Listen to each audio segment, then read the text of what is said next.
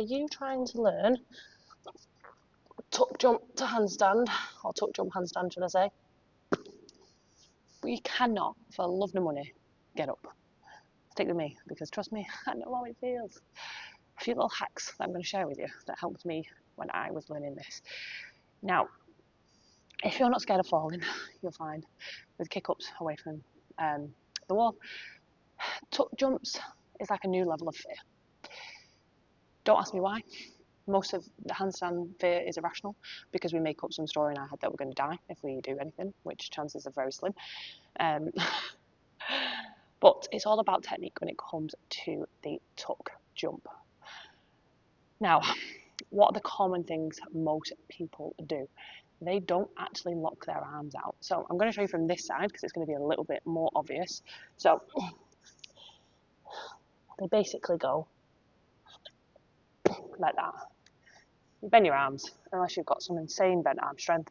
Like there is sometimes when I jump up into a tuck and I kind of go bend straight and lock out. But that's took me years. When you're first doing handstands, you want to try and keep the arms as straight as you can, locking them out while you jump to your handstand. There might have been a slight micro bend there, but I'm keeping them out as locked out as I possibly can. As soon as I let them bend, it's game over. My ass ain't going on my hips. Other thing that massively helped me is where I actually look when I'm doing these. If I tuck jump and look back, or even if I'm just looking at my thumbs, I don't actually get up as consistently. My gaze wants to be slightly ahead of my fingers because the theory behind this is that actually we're bringing our hips over our shoulders. So when we're doing a normal handstand, we look between our thumbs, hips are staying in line with the shoulders. We're doing a tuck, especially when you first start, you're not going to be doing deep, insane tucks unless you have got some serious underbalance strength. We want to get the hips over. So not sticking the head out, but looking ahead is what's going to help us get the hips over the shoulders.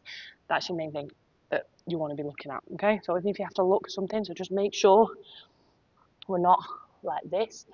We've got the head in, but we're gazing forward, pushing through the arms, and jump.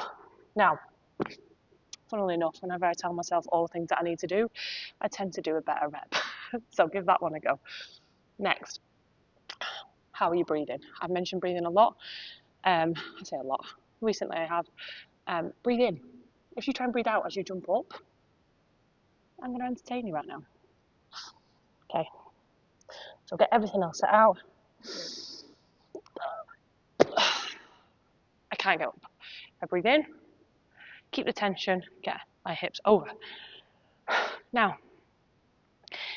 if it's just not happening on the floor, go to the wall and work on jumping and aiming to get the hips over rather than the feet. Because if you aim to get the feet first without the hips, it's not going to translate into a freestanding. So I'm going to quickly show you that. Say hello to Paul the Wall. So with this one, distance-wise, you want to be about a hand's distance. Too close is not going to give you enough room. I mean, I've got a fair size ass, so if you've only got a smaller petite bum, you can probably come a little bit closer. For me, a hand's distance works quite well. So we're going to set up in that same way. We're going to lock the arms. We're going to gaze into the corner of the wall there, just so, because that's going to help us get the hips over. And we're going to make sure we breathe in as we jump up. So you don't want to have your legs too far back as well. Another thing is, depending on your flexibility, you want to have your legs as close in as you can, shoulders over, looking ahead.